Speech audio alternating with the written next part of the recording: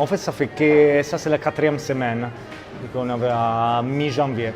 Avec l'effet que c'est tout bio, c'est aussi pas cher et l'endroit est joli, c'était prévu d'avoir beaucoup de gens, mais pas les premiers jours.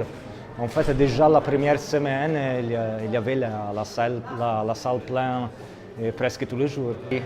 Mais j'ai déjà travaillé avec un des associés du restaurant Le Mira au Bichat avant, par Augustin Legrand. Oui.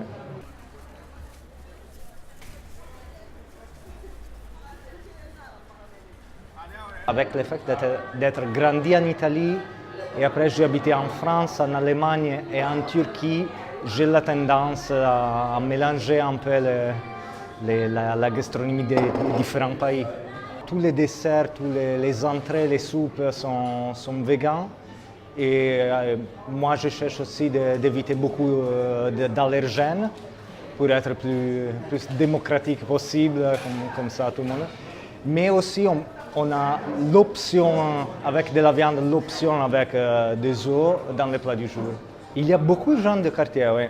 Il y a beaucoup de gens qui ont vu les travaux avant, du coup c'est un curiosité, ils sont passés venir voir les premiers jours, ils sont devenus des habitués. Mais aussi il y a des gens qui ne sont pas des quartiers et qui viennent ici spécifiquement. Oui, moi j'y vais souvent. Mais c'est moi qui conseille aux gens, vraiment c'est pas mal. Hein. Et c'est 3,25. C'est plutôt sympa qu'il y ait des endroits qui ouvrent comme ça dans le quartier. Ouais, bien sûr, ça change. Ça change un peu. Ça ramène une nouvelle clientèle, bien sûr. Bien sûr. Ici, on essaie de faire toujours des choses pas très chères et pas compliquées, mais moi j'aime bien aussi surprendre les gens. Du coup, par exemple, dans les desserts, j'utilise souvent des légumes.